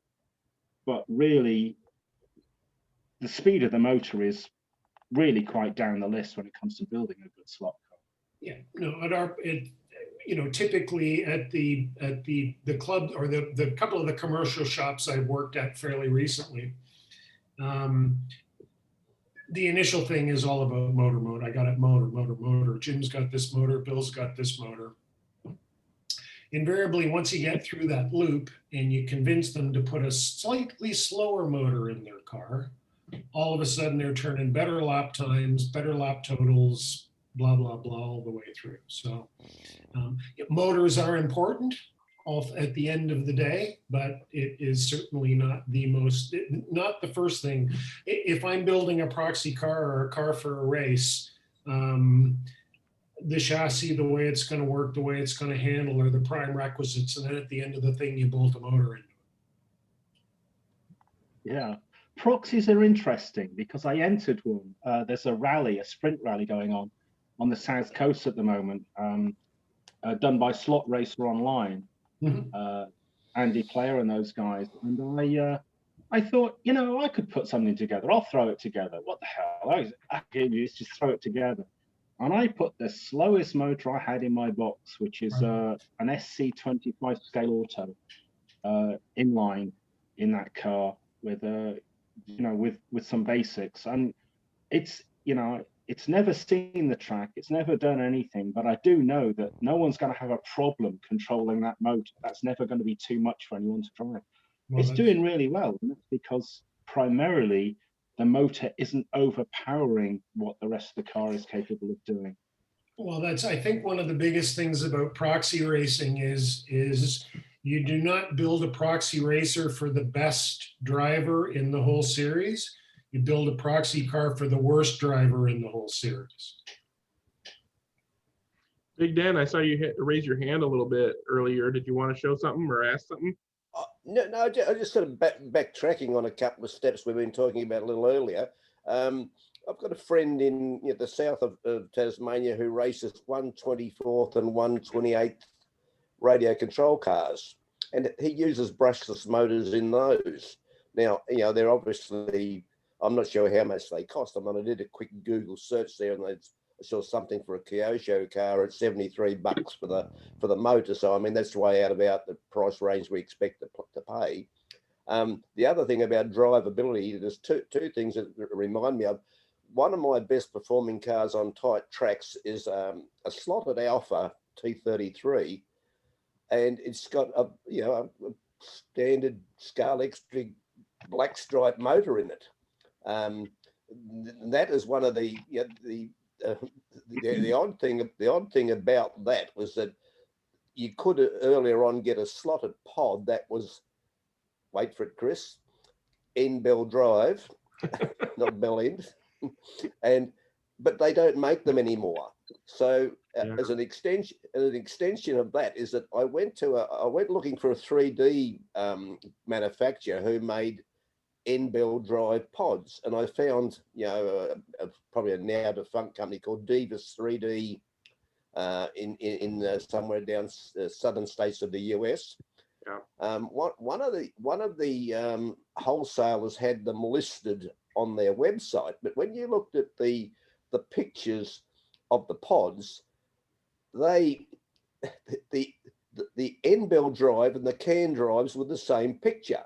And when I contacted the guy, I had a devil of a job trying to get him to understand can drive and end bell drive. So I mean, this goes back to what you were saying earlier, that people don't know these terms, and if a wholesaler doesn't understand it, well, I mean, you feel a bit for the newbie in the hobby. Yeah, there you go. That's there you go. That's that thing right there. And like I said, when I do my show and tell next week with all these different motor layouts, I'll endeavor to cover this and the pros and cons of these various layouts and these different things. But that's an SC can. One of these is an end bell drive, and one of them is a can drive, and they do behave differently, and one is more reliable than the other. So that's it's something that when you start to lay it out, and I'll draw a motor matrix, I'm sure it's going to be absolutely nuts. If I try and lay out these things about all these different ways these motors can be installed and why they're installed that way. And especially when we get down to the clockwise and anti-clockwise and why it's that way, and what happens when Mabuchi produce these motors in the factory, and you have all of these factory, these accidental factory settings, and for somebody trying to make advantage of those accidents in the factory.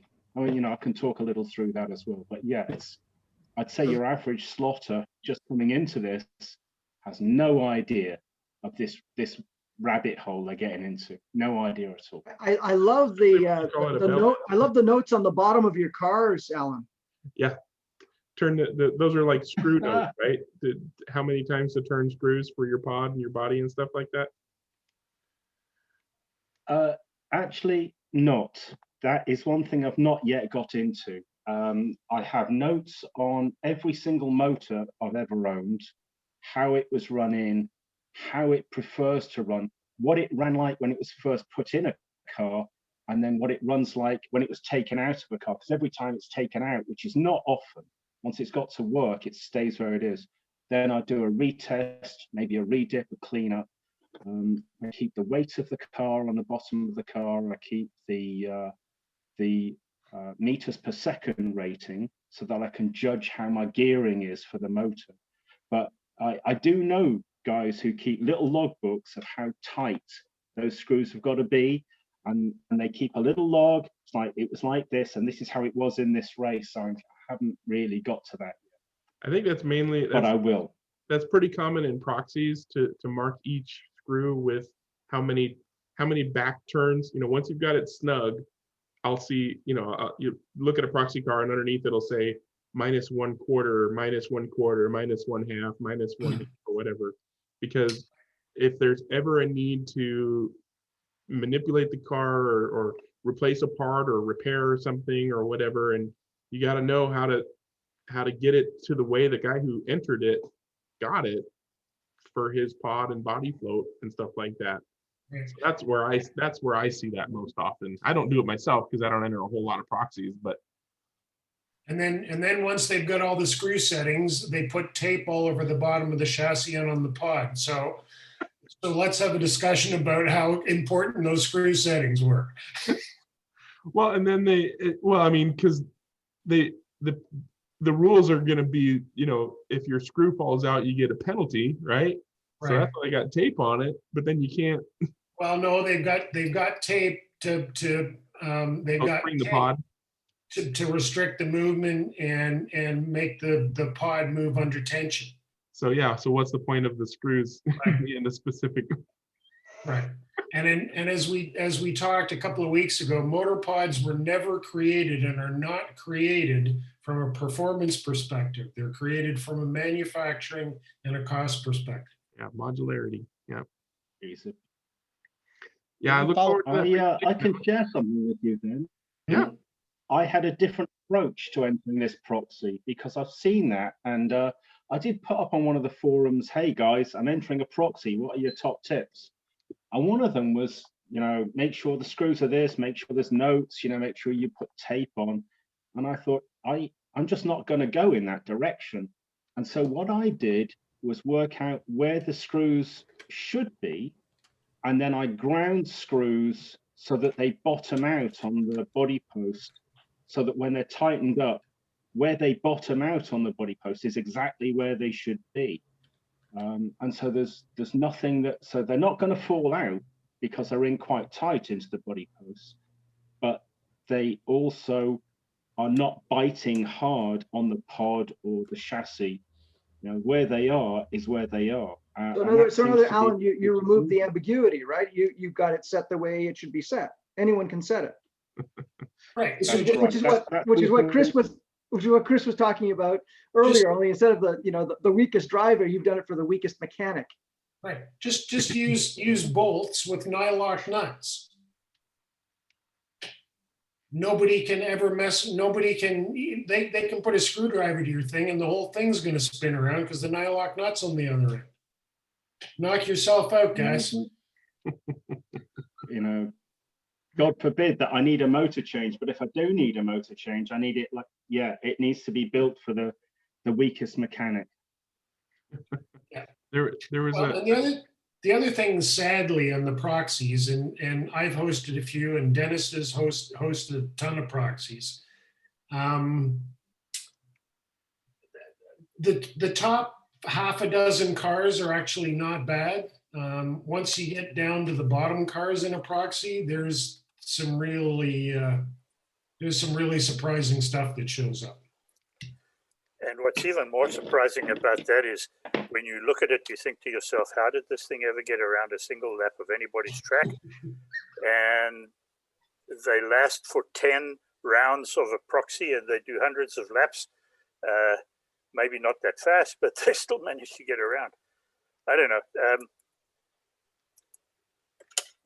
If there's anything that I can suggest to people entering proxies, if you're not already an experienced slot car builder of various competitions and whatnot, then if you're thinking about entering a proxy for the first time, get as much advice as you can, like Alan was doing, but be a driver of at a proxy, at a host. If you can be at a proxy event where you get to see and drive the cars, do that before you put a car into a proxy, because then you can see exactly what they were just talking about. The top of the crop, you're going to learn so much from the top 10 or 15 cars, depending on the size of the proxy, obviously. And you're also going to learn what not to do by the bottom 5 or 10 cars of the proxy.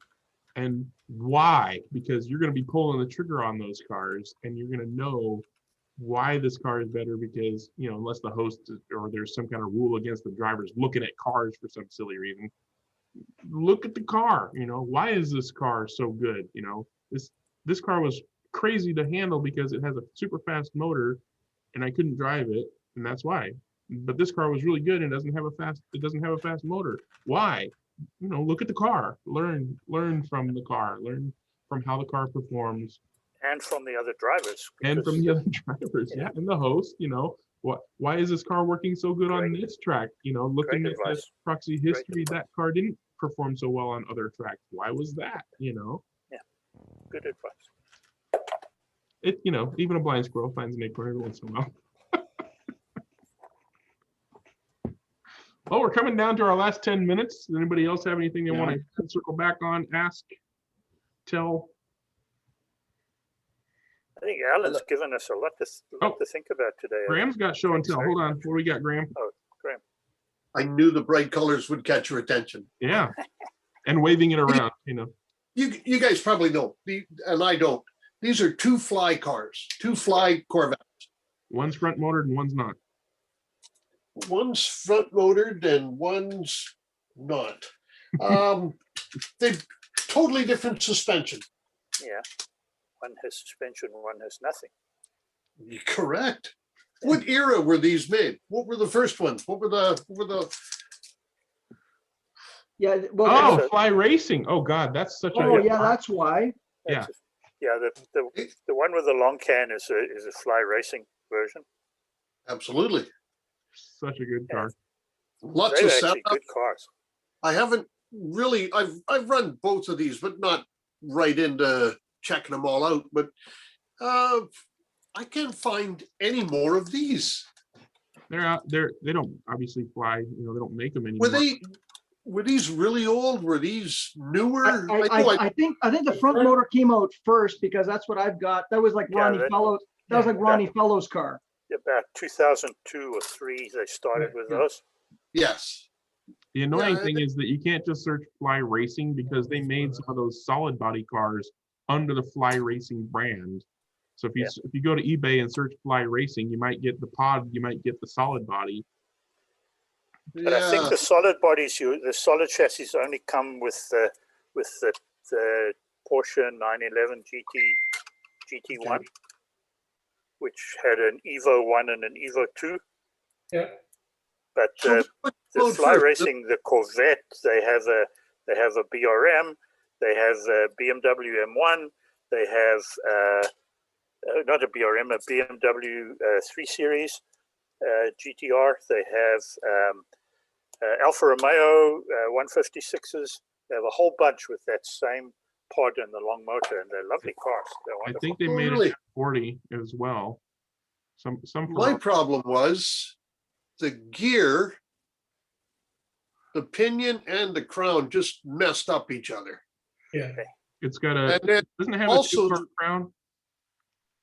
Pardon me? Didn't it have a two-part crown? Like I remember some slot car had a two-part crown. They're very similar to the slotted stuff. Yeah. Okay. Oh, so I was going to buy it, and then also what happened was is the end of the motor shaft coming through the pinion, is that supposed to hold this gear in place? Yes. Because it just, after using this thing for a while, I bought it a few years ago, and after using this thing for a while, the end of the pinion shaft's all worn down too, because it ground against that flange on the gear, right? Yeah, well, yeah, you need to, there's a bunch of things with these cars. The little arms that hold the axle on the Fly Racing one, the red ones, those are pretty flimsy and they move around quite a bit. So that causes a lot of problems with gear mesh. Okay. There are some fixes for that.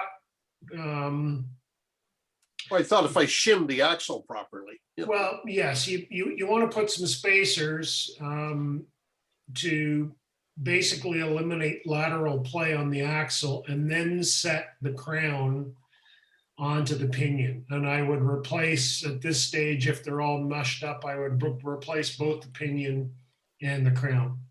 Correct. Yeah, that's what I'm looking to get. And the other day I was, I saw one of these online, or somebody had some that were broken, and I thought, hey, I could just get the axle out. And then I realized when I opened up the two cars, I hadn't opened this one for a few years. They're totally different. Oh yeah. Do you still have the box? Because if you got that new, or it came with all the stuff that came with new, then there should be different springs and gears and things that came with that car. The racing one. Yeah, the racing one. There was not. So maybe I bought it used, but I still have the box and everything. But I think I bought it used or at a swap meet or something. If you haven't looked at the box in a few years, dig that box out, because if you just took the car out and put the box away, there might be spares in the box. Have a look. They're easy to fix. Yeah, but that's not the box they came in. the Ninko Racing stuff used some proprietary size axles, which means you may have to hunt around for those and hunt around. It's better to replace it with a normal 3/32 axle and bushings and stuff like that. Yeah, I use slotted parts or NSR parts. Yeah. Yeah. I think this is 3/32, but when I looked on the Well, I wouldn't hope, no. You don't think so? 3/32 The means fly a lot stuff, of- the fly racing stuff's 3/32. Yeah. Yeah. Is it though? Well, that's as is NSR and Slotted both sort of say they're 330. Like, I mean, 3/32 is just I'm not sure what that means. It means different things. Oh, okay. Different Get out size. the micrometer. Yeah. Hmm? I went on the SCC website the other day, and of course they got lots of gears and pinions and all that. And the 927 seems to be a common 9-pinion 27-tooth gear. Seems to be pretty common, but they don't sell it anymore. Well, you can buy 9-tooth pinions for that motor. That's a fairly torquey motor. I'd probably go 925 or something like that if you were. Okay. Yeah. You What know. I want to do is I want to find another one I can run with it. I like to, run cars that are of the same ilk. Yeah, search for fly racing and then make sure you see the chassis to verify that it's got the pod in it. Yeah, I've been doing that. So, okay. Graham, does it have aluminum wheels with set screws as well? Yeah. Yes, it does. Nice. Those are good. Yeah. They're actually pretty nice. Yeah, I was really impressed. And there's like spring mount. You can adjust these screws here from the bottom. Actually, you can adjust the screws, and that takes the whole pod Just to travel on them. and stuff. So, no, I was just wondering what you fellas had to say, and I'll just buy some gears. But I in fly racing, I haven't found any other cars with this pod online yet. Yeah, you'll find Vipers. You'll find the Porsche 911 GT1 Evo 98. You'll find BMW M1. You'll find a BMW 320. You'll find there's a 911 Porsche. I think they made a Ferrari. For F40 Ferrari. Yes. Oh, I'm just okay. thinking through the ones that I have. Yeah.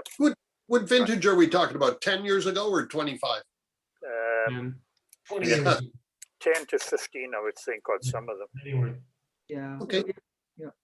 Just Graham, just realized too that if you find just a chassis, it's going to be specific to a particular body length.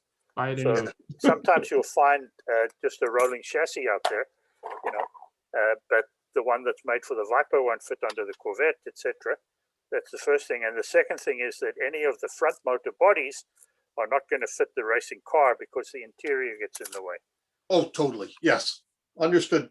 No, I wouldn't mind finding another Corvette if I could. So, Yeah, they're nice. They run great.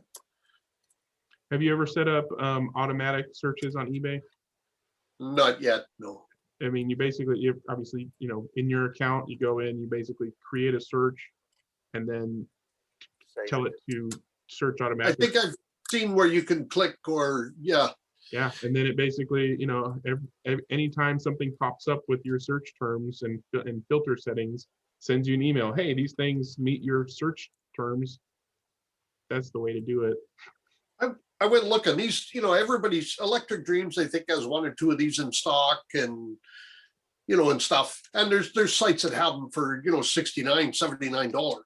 That's not bad. I mean, I remember when the Analog Club did a fly racing series, I specifically went out and tried to find a car that I liked the look of. And Yeah. I paid top dollar for a Red Bull BMW off of Electric Dreams because I liked the look of that car. and it was a series contender. Those are great cars. That Red Bull BMW is a real good runner. That's really nice. It is. The others in that series that run really well are the Alpha 156s. They run super well. Yeah, a lot of the guys had Alphas. Yeah. Just make sure you true the front tires, because a lot of those the racing series, the front tires were really, really bad. They're terribly out of round. The cars hop and bounce all over the place until you true them. Okay. The front wheels were surprisingly good. I mean, they were plastic. The wheels themselves are okay, but good cars. I found this car online, and I don't know how I got there. I can't get there again, but I found it online for $16.95. $17. Wow. Get out of town. I'm not kidding. Whoever was on that didn't know what he had. Then I found it at another site for $25. Should have bought that one. I went, that is totally strange. And then it was free shipping. One said if you buy $40. Then I started looking at the website, and it was totally questionable. You sure? Hold on. You sure it wasn't a divorce proceedings? It was not. And actually, I ended up, after looking, I decided not to send my money to that company. I couldn't find where they originated. Next time you're in that situation, use your credit card. And if it goes south, call your credit card company and cancel the charge. There are times I think that some guys are money laundering with slot cars, really. Yeah. I think this company, the only thing I could find is in the contact information. It said contact us, and it gave you a place where you could contact Melanie at qcore.com. I looked up QCore. I Googled QCore, and it said, this is a fake site. Oh, yeah, well, it may not have been slot car. Okay. Anyway, if I find out, I just wondered about the sites. I didn't send my money to these people. So. Probably a wise decision. And we are at our 2-hour mark. I'm going to end the recording. And as usual, for those who are watching, come and attend the live show, and then you can chat afterwards, because I guarantee half of these guys are going to be chit-chatting for the next half an hour to 2 hours. Some of you guys sit around for 2 hours chatting. But until next time, everybody say bye-bye. Bye. Yes, guys.